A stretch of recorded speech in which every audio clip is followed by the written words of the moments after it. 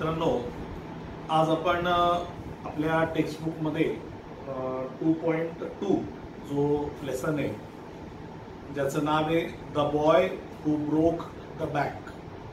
आता या ठिकाणी शब्दशः अर्थ घेता येत नाही आपल्याला. ब्रोक या शब्दाचा अर्थ ऍक्च्युली ब्रेकचा पास्ट टेन्स आहे. ब्रेकचा पास्ट टेन्स काय होतो?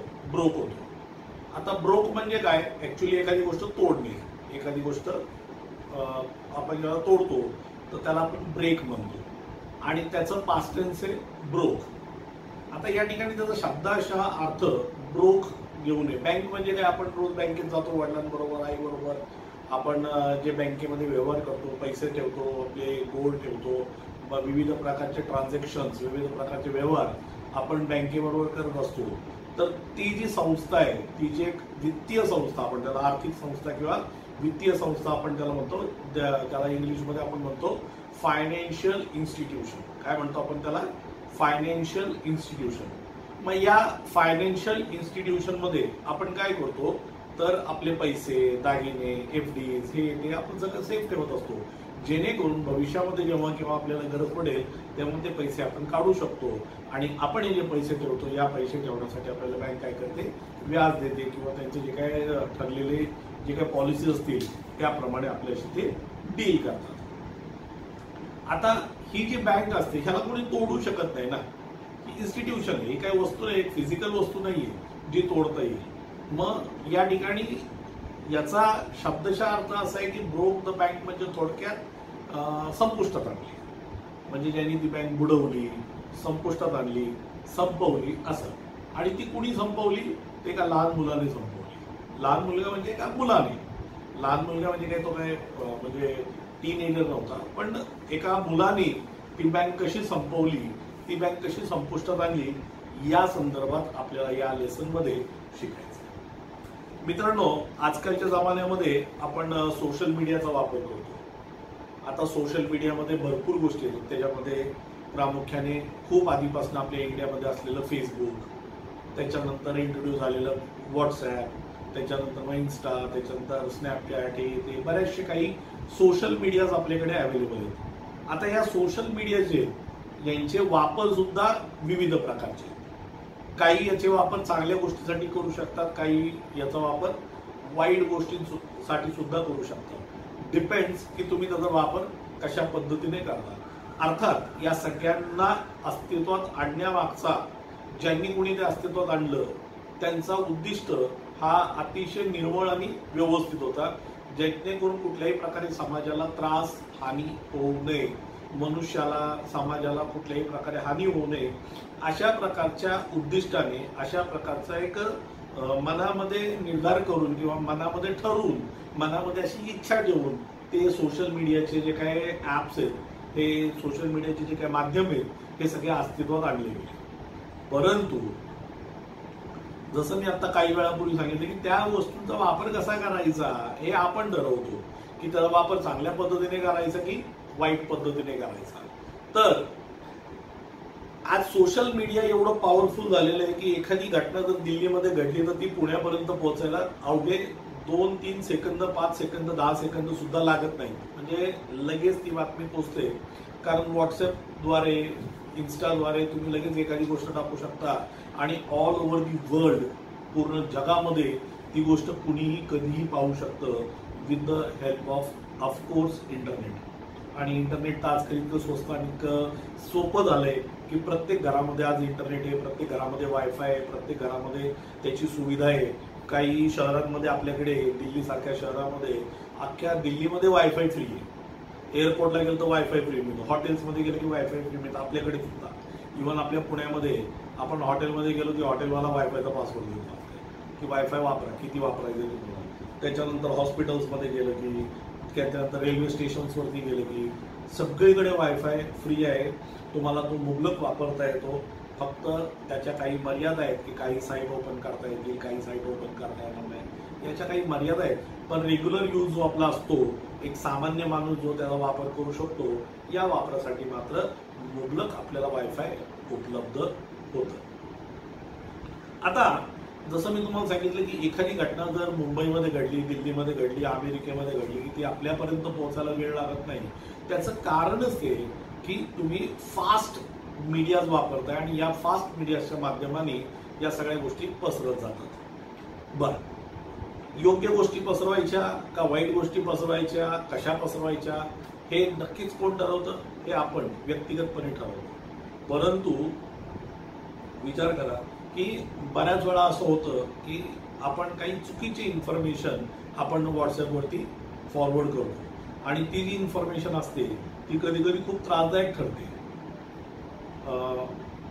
एक छोटीशी घटना शेअर करेन मी तुमच्याबरोबर की आता काही दिवसांपूर्वी माझ्या व्हॉट्सअपवरती एक मेसेज आला आणि व्हॉट्सअपवरती जो मेसेज आला तो असा काही कुठल्या सामान्य माणसांनी नव्हता पाठवलेला, एका वरिष्ठ अधिकाऱ्यांनी पाठवलेला होता. अर्थात त्यांचं सोशल मीडियाबद्दलचं ज्ञान तेवढं मर्यादित आहे, पण शेवटी ते एका उच्च पदावरती आहेत, एक उच्च पदीय अधिकाऱ्यांनी तो मेसेज पाठवला. त्या मेसेजमध्ये असं होतं की एका तरुण मुलाचा, काहीतरी 18 वर्ष वगैरे त्याच्यात लिहिलेलं होतं, 18 वर्षाच्या मुलाचं निधन झालेलं आहे किंवा तो आता फार मरणाच्या दारावरती आहे.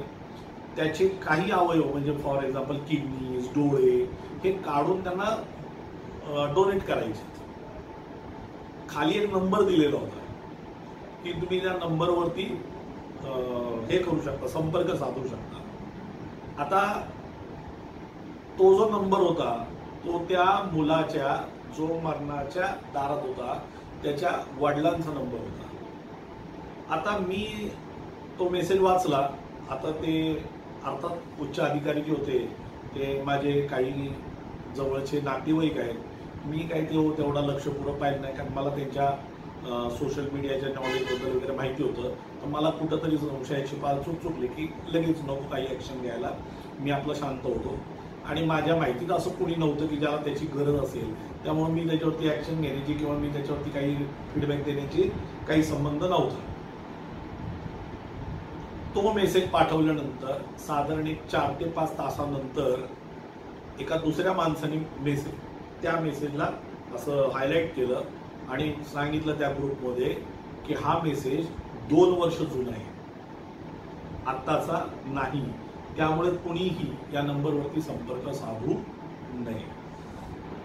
आता मला असं वाटलं, माझ्या मनात एक शंका अशी आली किंवा माझ्या मनात एक असे विचार आले की त्या नंबरवरती जर अशा प्रकारचे मेसेज जर फॉरवर्ड होत असतील तर हा मेसेज फॉरवर्ड होत असताना जर त्या माणसाला कोणी जर फोन करत असेल आणि त्याच्या मुलाचं जर निधन 2 वर्षापूर्वी झालेलं असेल तर त्याच्या स्मृती या रोज रिपीट होत असतील, त्याला रोज ती गोष्ट आठवत असेल का, तर रोज कुणी ना कुणी असं त्यांच्यासारखं, माझ्यासारखं, तुमच्यासारखं कोणीतरी तो मेसेज फॉरवर्ड करत असेल आणि तो मेसेज फॉरवर्ड केल्यामुळे कुणी ना कुणीतरी नक्कीच त्यांना तो फोन करत असेल.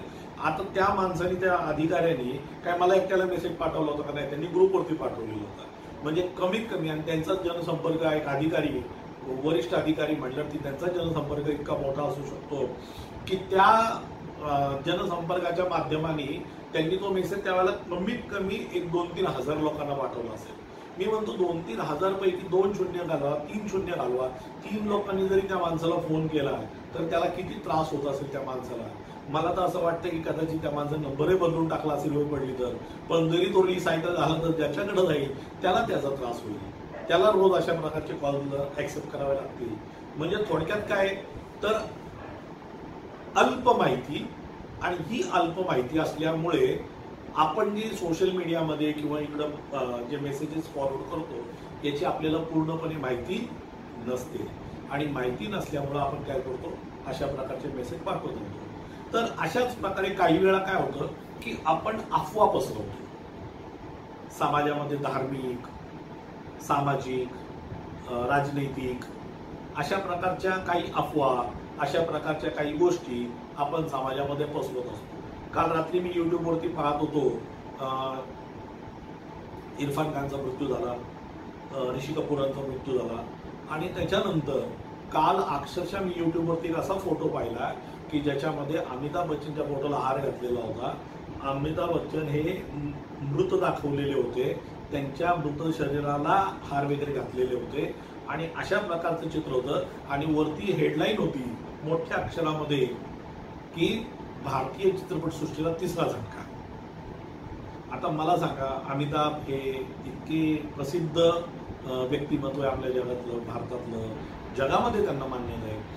जर अशा प्रकारच्या अफवा समाजात पसरल्या तर किती गैरसमज तयार होतो किंवा किती वेगवेगळ्या प्रकारच्या गोष्टी या समाजामध्ये पसरू शकतात. तर आपल्याला या सगळ्या गोष्टींपासून काय राहायचंय, तर आपल्याला अलिप्त राहायचंय. या सगळ्या गोष्टी आपल्याला करायच्या नाहीयेत. जोपर्यंत एखाद्या बातमीची खात्री पटत नाही तोपर्यंत ती बातमी आपण पुढे पाठवू नये. हे एक आजकालची सामाजिक, ज्याला आपण म्हणतो ना मॅनर्स आणि एटिकेट्स, हे सामाजिक एटिकेट झालेले आहे. हे सोशल एटिकेट, सोशल मॅनर्स झाले की जोपर्यंत तुला माहिती नाही तू पाठवू नको.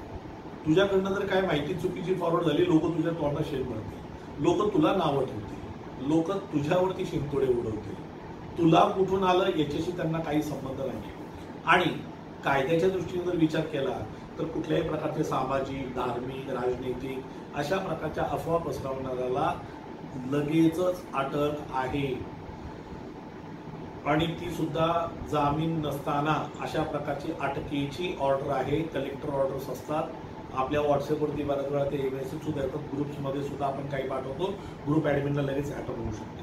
मग का अशा प्रकारच्या ऍक्टिव्हिटीज आपण कराव्यात ज्याचा आपल्याला, समाजाला, सगळ्यांना त्रास होईल? मला असं वाटतं की अशा प्रकारच्या ऍक्टिव्हिटीज पासून, अशा प्रकारच्या सामाजिक कृत्यांपासून आपण काय करावं, आपणही लांब राहावं आणि आपले जे काही जवळचे लोक आहेत त्यांना सुद्धा आपण या सगळ्या गोष्टींपासून लांब ठेवण्याचा प्रयत्न हा आपण करत राहिलं पाहिजे, हा आपण केला पाहिजे. आता अफवा ज्या पसरवल्या जातात, या अफवा कशा पसरतात? एक खूप सुंदर वाक्य मी एका ठिकाणी वाचलं होतं की मनुष्य वृत्ती काय, मी आलो, तुम्ही आले, सगळे आले. मी असं नाही म्हणत तुम्ही किंवा दुसरं कोणीतरी, त्यात मी सुद्धा आलो, मी सुद्धा एक मनुष्य आहे, मी सुद्धा भारतीय नागरिक आहे. अर्थात भारतीय नागरिकांचे जे गुण आहेत ते माझ्यात सुद्धा असणारच आहे. तर त्यावेळेला मी एक अशी एक हे वाचली होती, एक वाक्य वाचलं होतं की मनुष्य काय करतो, त्याला ज्या गोष्टी सांगितल्या जातात त्यातल्या तो निम्म्याच ऐकतो, निम्म्या ऐकतच नाही, त्याचं लक्षच नसतो, तो कुठेतरी भरकटलेला असतो. तो निम्म ऐकतो, त्यातलं त्याला चतकुरच कळतं. म्हणजे ऐकलं निम्म, कळलं चतकुर, सांगताना मात्र दुप्पट सांगतो. म्हणजे 10 वाक्य जर कोणी सांगितली तर मी ऐकतो 5, मला कळतात 2, सांगताना मात्र मी 20 वाक्य सांगतो. म्हणजे काय होतंय थोडक्यात, मी माझ्या मनाने मिरची, मसाला, हे ते सगळं मस्तपैकी रंगवून निघून मस्तपैकी सांगतोय. का तर मला महत्व मिळावं, माझं महत्व वाढवावं, समाजात माझी काहीतरी प्रतिष्ठा तयार व्हावी. कारण आजकाल लोकांना अशा प्रकारच्या कृत्यांमध्ये स्वतःची प्रतिष्ठा जाणवते. त्यांना असं वाटतं मी असं काहीतरी केलं म्हणजे मी कुठेतरी मोठा झालो, मी ही बातमी दिली, मी ही पसरवली, असं त्यांना वाटत राहतं. त्यामुळं मनुष्याला या गोष्टीचा भ्रम राहतो. आता आजच्या आपण धड्याकडे वळूया की आजच्या आपल्या धड्याचं नाव काय, the boy who broke the bank. आणि या धड्याचे जे लेखक आहेत ते आहेत रस्किन बॉन्ड. रस्किन बॉन्ड हे अतिशय प्रख्यात लेखक आहेत. 1934 साली त्यांचा जन्म झाला. 1934 साली त्यांचा जन्म होऊन त्यांना पद्मभूषण आणि पद्मश्री हे दोन्ही अवॉर्ड मिळालेले. त्यांना साहित्य अकादमी अवॉर्ड सुद्धा त्यांना मिळालेला आहे. अशा प्रकारच्या नावाजलेले अवॉर्ड्स त्यांना मिळालेले आहेत. त्यांचं महत्वाचं लिखाण, ते जास्तीत जास्त लिखाण हे लहान मुलांसाठी किंवा शालेय विद्यार्थ्यांसाठी असं त्यांचं लिखाण असतं, ज्याच्यामध्ये भरपूरशा काही चांगल्या गोष्टींचं वर्णन केलेलं असतं, काही चांगल्या गोष्टी त्यांनी त्यामध्ये मेन्शन केलेल्या असतात. अशा प्रकारचं लिखाण करण्यामध्ये त्यांचा हातखंडा आहे. आता तुम्ही समजू शकता की एखाद्या लेखकाला एवढे नामवंत अवॉर्ड्स मिळावे, पद्मश्री, पद्मभूषण आणि साहित्य अकादमी अवॉर्ड वगैरे ते मिळावे, ते म्हणजे एक काही साध्या माणसाला ते काही बहाल केले जाणार नाहीये किंवा एखाद्या साध्या माणसाला ते अवॉर्ड मिळणार नाही. तर अशा प्रकारचे अवॉर्डांनी सन्मानित झालेले हे आजच्या आपल्या धड्याचे जे लेखक आहेत रस्किन बॉन्ड त्यांनी लिहिलेला हा धडा आहे। एका छोट्याशा गावात, एक छोटंसं गाव ज्या गावाचं नाव आहे पीपल नगर, या पीपल नगर गावातल्या एका बँकेची स्टोरी, ती बँक कशी बुडाली याची ही स्टोरी आहे। पुस्तक अर्थात आपल्याबरोबर ठेवा। प्रत्येक धड्या आणि प्रत्येक कवितेच्या वेळेला मी तुम्हाला ही सूचना देत असतो की आपल्याबरोबर पुस्तक ठेवा आणि हातामध्ये नेहमीसारखी जसं आपण वर्गात ठेवतो तशी पेन्सिल ठेवा, म्हणजे तुम्हाला अवघड शब्द लिहिता येतील।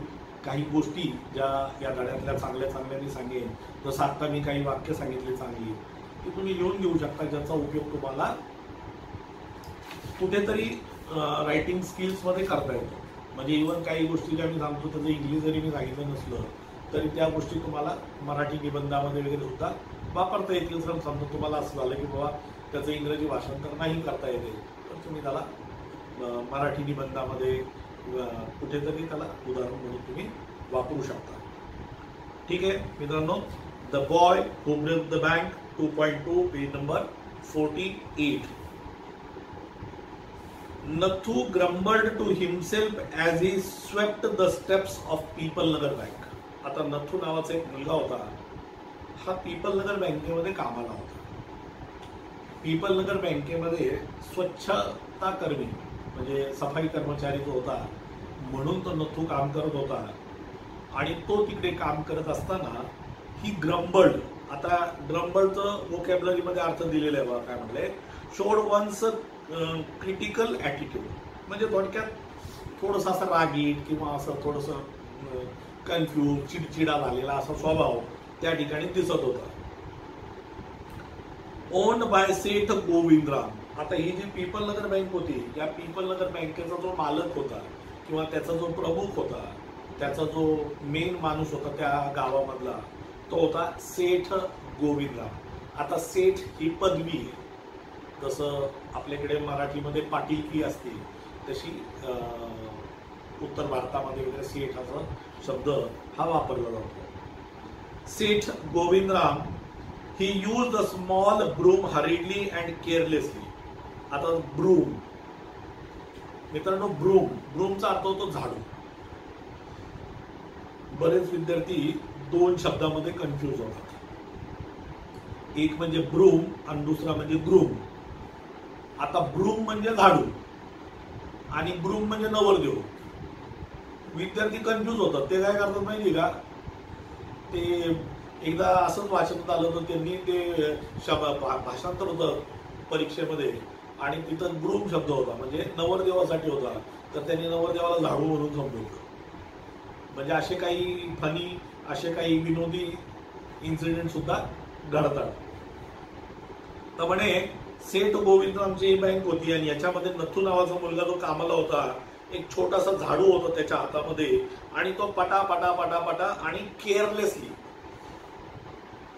म्हणजे तेवढं काळजीपूर्वक नाही, आला कचरा आला नाही आला राहिला, काय घेणं पडलंय एवढं काय लक्ष द्यायचं, अतिशय निष्काळजीपणाने तो काम करत होता। And the dust after rising in a cloud above his head settled down again on the steps।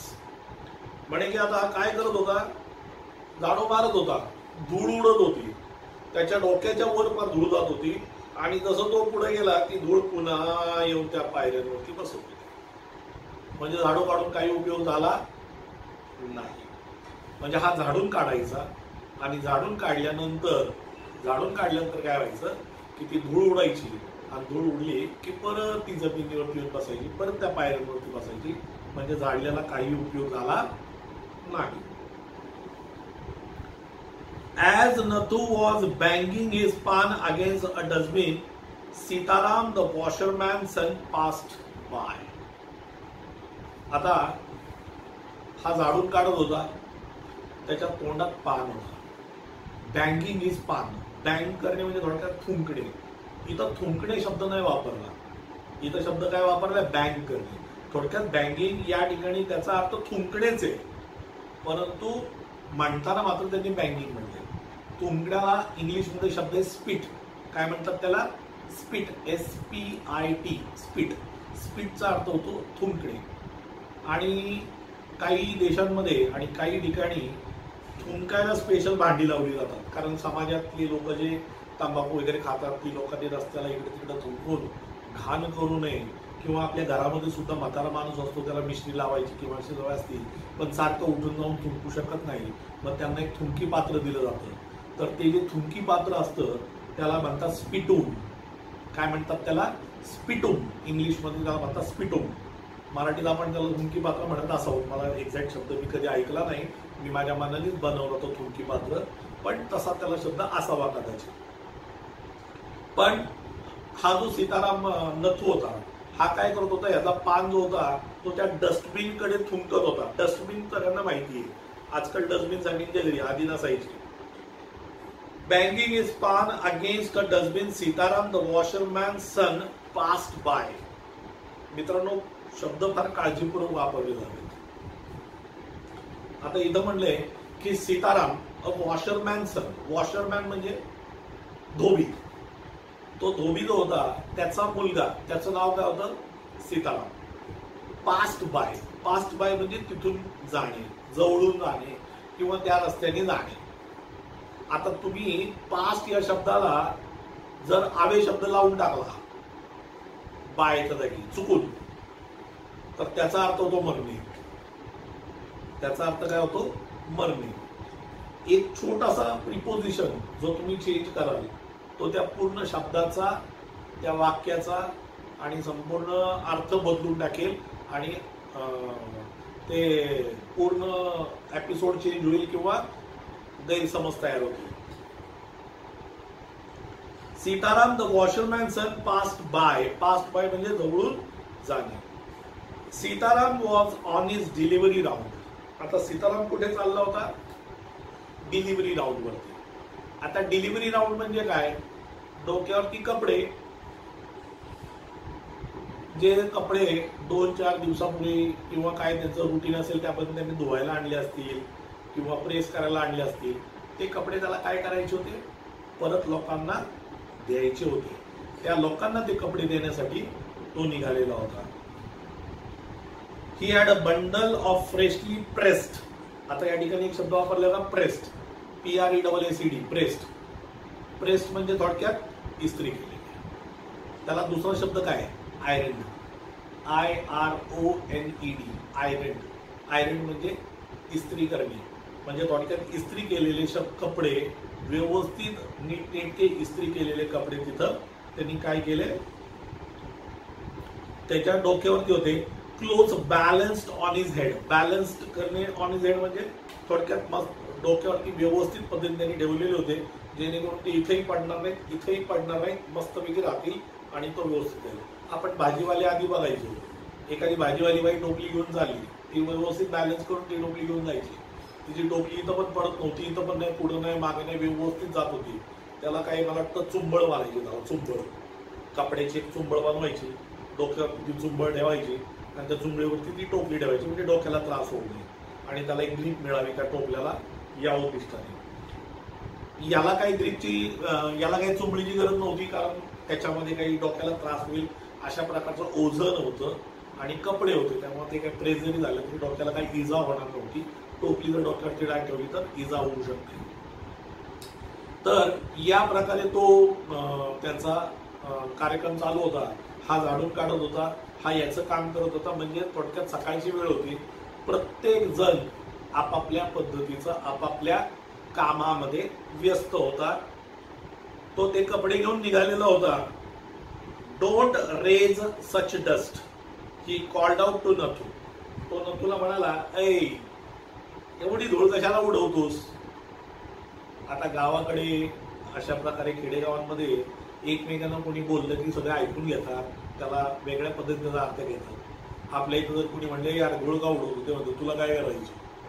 आपल्याकडे सहनशीलता नावाचा प्रकार आपल्याकडे राहिलेला नाही. तिकडे मात्र तसं नाहीये, गावाकडे ते समजून घेतात एकमेकांना.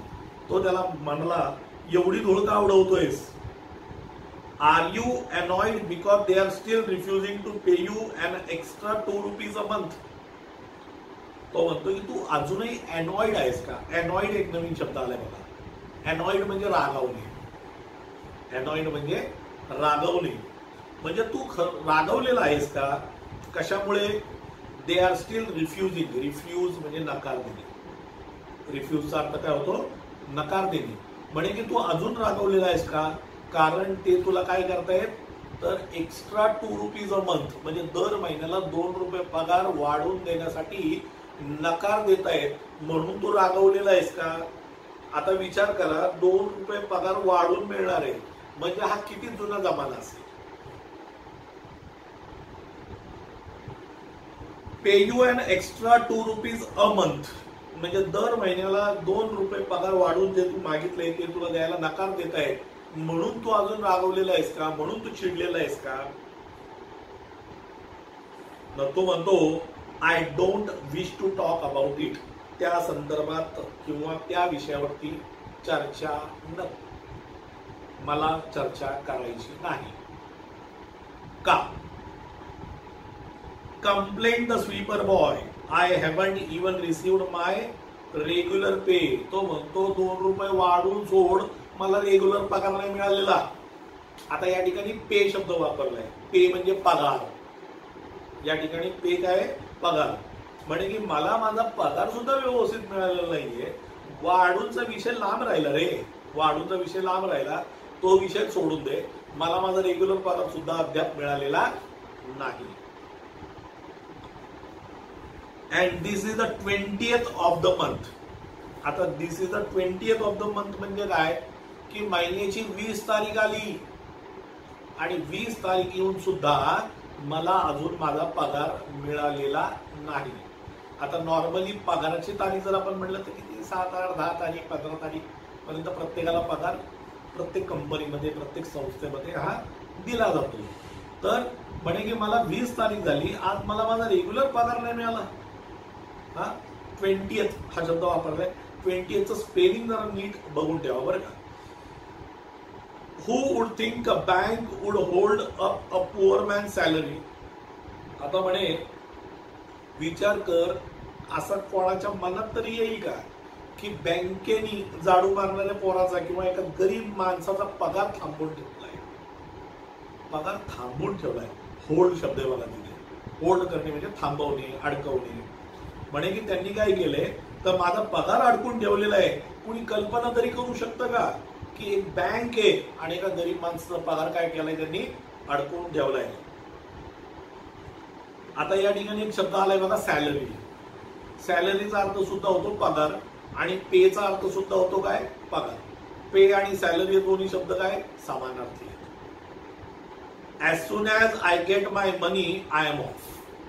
तो म्हणतो मला माझा पगार मिळाला की मी गायब, मी थांबणार नाही, मी या बँकेत यापुढे काम करणार नाही. आपल्याला नाही बाबा काम करायचं. पगार मिळत नाही वेळेवर, मग काम करून तरी काय करणार ही त्याची भावना, हे त्याचे विचार. आणि अर्थात प्रत्येक माणूस पोटासाठी करतो किंवा प्रत्येक माणूस पगारासाठी झटतोय आणि तो जर व्यवस्थित मिळत नसेल तर त्याच्या म्हणण्यानुसार काम करून फायदा काय? I am off. आता या ठिकाणी पण शॉर्टकट मारले बघा. I am off. I am off म्हणजे काय, तर मी जाईल, मी थांबणार नाही. आता इथं ऑफ शब्द जो आहे OFF हा मल्टिपल पद्धतीने वापरला जातो. एक second.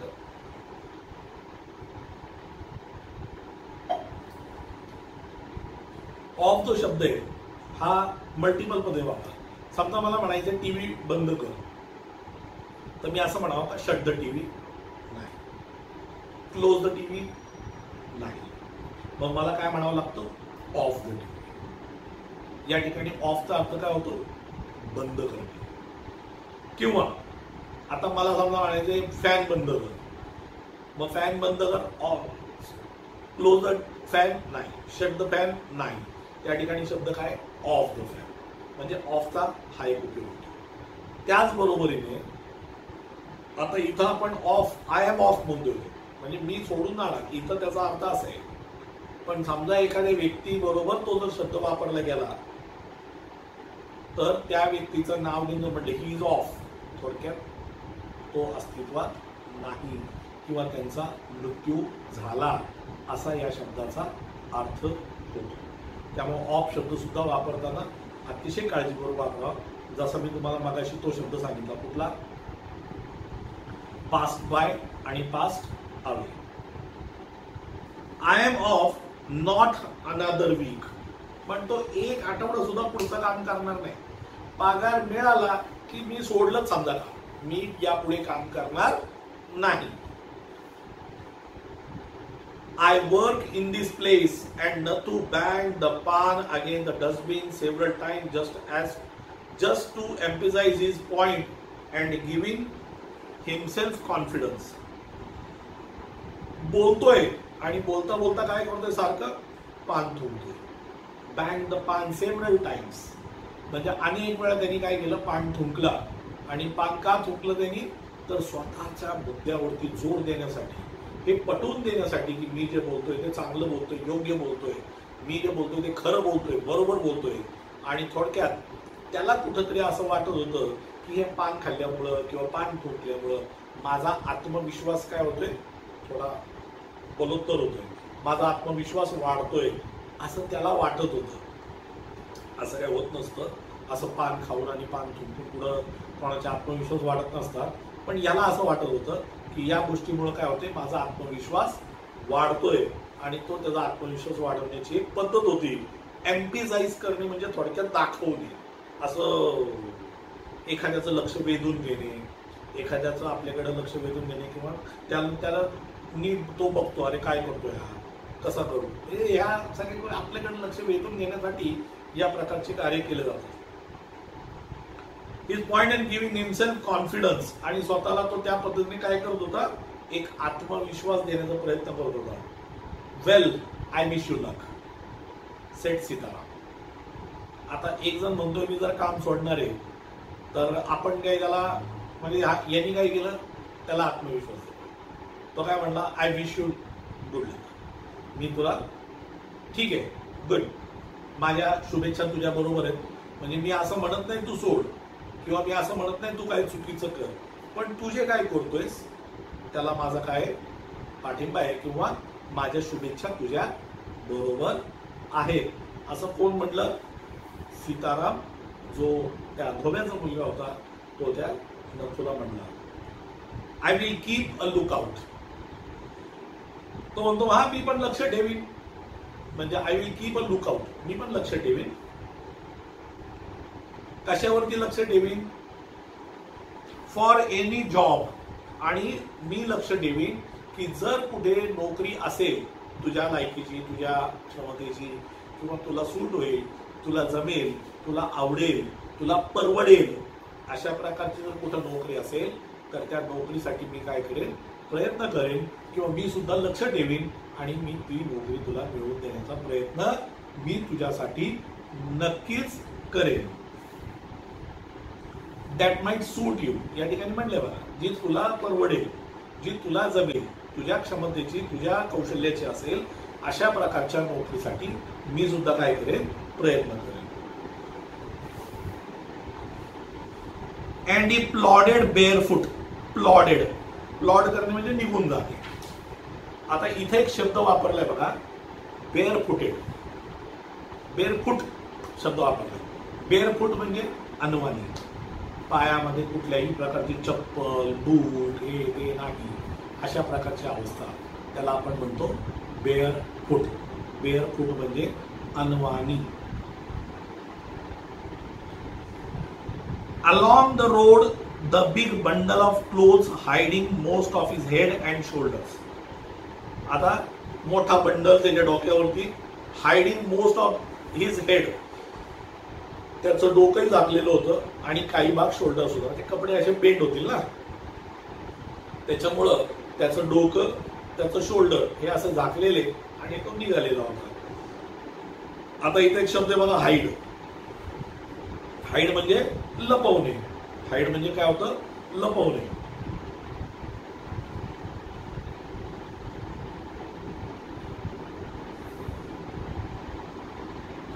At the fourth home he visited. आता तो प्रत्येक घराघरामध्ये त्या कपड्यांची डिलिव्हरी द्यायला जात होता. Sitaram heard the lady of the house mention that she was in need of a sweeper. आता चौथ्या घरामध्ये असतो गेला तर त्यावेळेला त्याला तिथं समजलं की त्या घरातली जी बाई आहे तिला एका स्वीपरची गरज आहे. कोणाची गरज आहे, स्वीपर. स्वीपर म्हणजे थोडक्यात झाडून काढणारा किंवा स्वच्छता करणारा. Time is bundle together he said. I know a sweeper boy who is looking for work. आता त्याचे जे कपड्यांचं बंडल होता, त्या कपड्यांचं बंडल हा बांधत होता आणि ते बांधत असताना त्यांनी तिला सांगितलं की मला एक स्वीपर बॉय माहिती आहे, माझ्या माहितीत एक मुलगा आहे जो काय करू शकतो, झाडून काढण्याचं काम करू शकतो.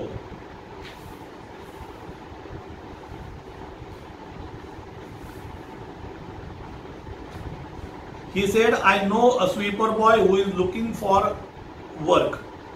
आता लुकिंग फॉर म्हणजे शोधणे किंवा च्या शोधात असणे. लुकिंग फॉर चा अर्थ होतो च्या शोधात असणे.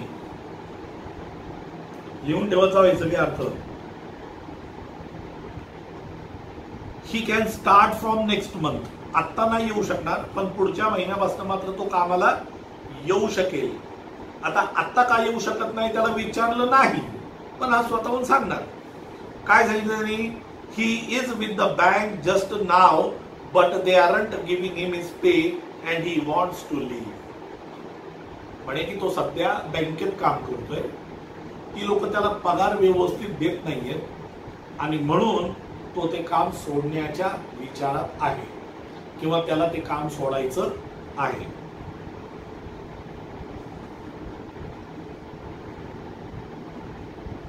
Is that so? खरंच की काय? Sed Mrs Srivastava. आता ज्या घरामध्ये, त्या चौथ्या घरामध्ये ज्या बाईला त्यांनी त्या नथू बद्दल सांगितलं, तर त्या नथू बद्दल सांगितलेल्या त्या बाईचं नाव काय होतं? मिसेस श्रीवास्तवा. ती म्हणली खरंच की काय? Well tell him to come and see me tomorrow. आता शब्दशः अर्थ घेऊ नये.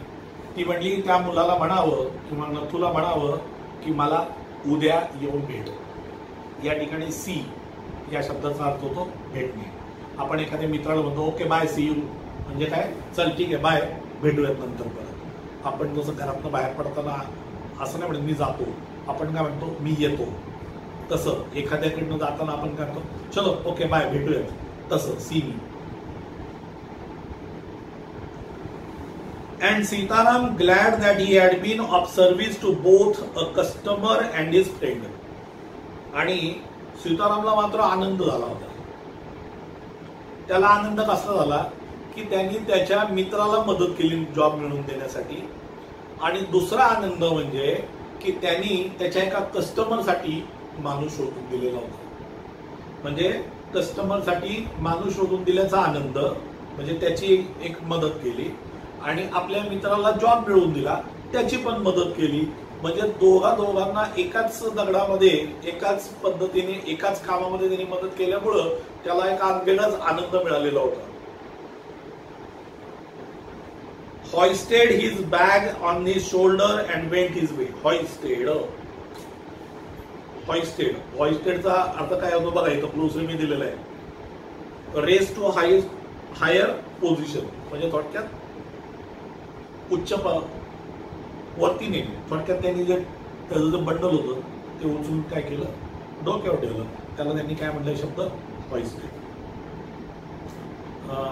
स्वातंत्र्य दिन, प्रजासत्ताक दिनाला आपण शाळेमध्ये झेंडा फडकवतो.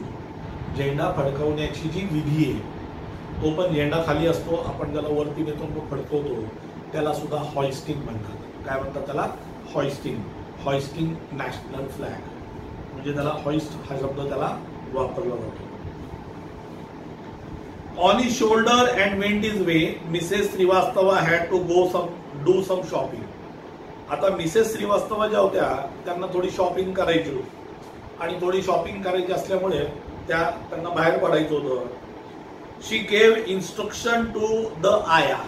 आता त्यांच्या घरामध्ये जी आया होती, त्यांच्या घरामध्ये जी बाई होती कामाला, जी त्यांच्या घरातली सगळी कामं बघत होती, तिला त्यांनी सगळे इन्स्ट्रक्शन दिल्या. After looking after the baby and told the cook not to be late with the midday meal. आणि तिने कुकला पण सांगितलं की संध्याकाळच्या स्वयंपाकामध्ये उशीर करू नको, वेळेवर स्वयंपाक होऊ दे किंवा वेळेवर जेवायचं आहे त्यामुळं उशीर करायचं नाही, या सगळ्या इन्स्ट्रक्शन तिने तिथे दिल्या.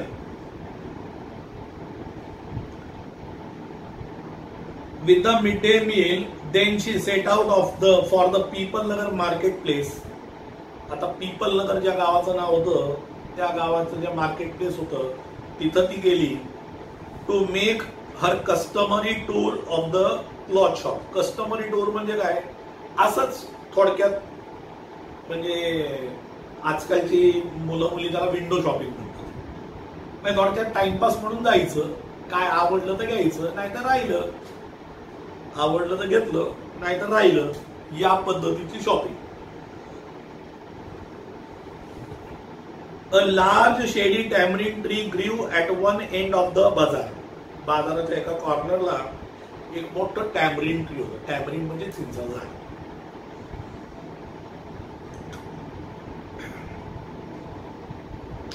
And it was here that Mrs. Srivastava found her friend Mrs. Bhushan. आता हिला तिथं कोण भेटलं, मिसेस भूषण भेटल्या. Sheltering from the heat. आता या ठिकाणी शेल्टर शब्द आहे बघा, शेल्टर म्हणजे निवारा. या तिथं निवारा घेत होत्या, मग थोडक्यात आडोशाला थांबल्या होत्या. शेल्टरिंग फ्रॉम द हीट म्हणजे उन्हापासून स्वतःचा बचाव करण्यासाठी त्या तिथं थांबलेल्या होत्या. Mrs Bhushan was fanning herself with a large handkerchief. Fanning, आता बघा शेल्टरला शेल्टरिंग म्हटलं. शेल्टर म्हणजे थोडक्यात निवारा. निवाराला त्यांनी वर बनवलं. इथं त्यांनी फॅन, आपल्या घरात जो फॅन असतो त्याला पण त्यांनी काय केलं, परत त्यांना वर बनवलं. फॅनिंग थोडक्यात हवा करणे. Herself with a large handkerchief she complained of the summer. त्यांनी समर बद्दल कंप्लेंट केली, उष्णतेबद्दल कंप्लेंट केली की अरे बापरे किती उष्णता, किती टेम्परेचर वाढले हे बापरे. त्यांनी म्हणजे त्या स्टाईलमध्ये त्यांनी ती कंप्लेंट केली. She complained of the summer which she affirmed was definitely the hottest in the history of Peepal Nagar. आणि त्यांनी अशी म्हणजे या गोष्टीवरती जोर दिला की पीपल नगरच्या संपूर्ण इतिहासामध्ये कधीही इतका उकाडा पडलेला नव्हता. Was definitely the hottest in the history of People Nagar. She then showed Mrs. Srivastava a sample of clothes she was going to buy. त्यांनी एक कापड दाखवलं आणि दाखवलं की मला हे अशा प्रकारचं घ्यायला मी या ठिकाणी आलेले आहे. And for 5 minutes they discussed its shade. आता अर्थातच दोघींना कपड्यांची आवड, दोघींना त्यातलं ज्ञान, दोघी त्याबद्दल चर्चा करू लागल्या. जवळजवळ 5 मिनिटं त्याच्या क्वालिटी, त्याच्या शेड या सगळ्यांबद्दल चर्चा झाली. शेड, टेक्स्चर, डिझाईन सगळ्यांबद्दल, टेक्स्चर बद्दल झाली, डिझाईन बद्दल झाली, शेड बद्दल झाली, सगळ्यांबद्दल चर्चा झाली. Having exhausted this topic. Exhaust शब्द आपण कुठल्या गाड्यामध्ये पाहिला होता आठवतंय का? अन एन्काउंटर ऑफ अ स्पेशल गाडी. एक्झॉस्टेड, दमलेला, वैतागलेला. इथं सुद्धा वैताग म्हणजे थोडक्यात त्या टॉपिक वरती इतकं तो टॉपिक चघळला गेला की आता त्याच्यावर काही चर्चाच नाही राहिली. आता किती वेळ एकाच विषयावरती बोलायचं असं म्हणून त्यांनी तो विषय ड्रॉप केला. Having exhausted this topic Mrs Srivastava said, do you know my dear Seth that Seth Govindram's bank can't even pay its employees. बोलता बोलता बोलून गेली, आता तुला माहितीये का ते सेठ गोविंदरामचा बँक, अगं कामगारांना पगार सुद्धा नाहीये त्यांच्याकडे. Only this morning I heard a complaint from their sweeper. आजच त्यांच्या स्वीपरकडनं मी कंप्लेंट ऐकली. आता तू स्वीपर का हिला भेटायला गेला का? नाही. मग अशी मी सांगितलं वाढून चढून सांगायचं म्हणे की आजच मी त्यांच्या स्वीपरकडनं काय ऐकली, कंप्लेंट ऐकली. Who hasn't received his wages for a month. त्यांच्या माणसाला अजून पगार मिळालेला नाही. आणि आता त्यांनी काय सांगितलं होतं की आज 20 तारीख झाली, अजून पगार नाही मिळाला. हिने वाढून काय सांगितलं, महिन्याच्या वर झाला त्याला अजून पगार दिला नाही. ठीक आहे मित्रांनो, आज आपण इथंच थांबणार आहोत. या पुढचा धडा आपण उद्याच्या तासामध्ये बघूया. थँक्यू.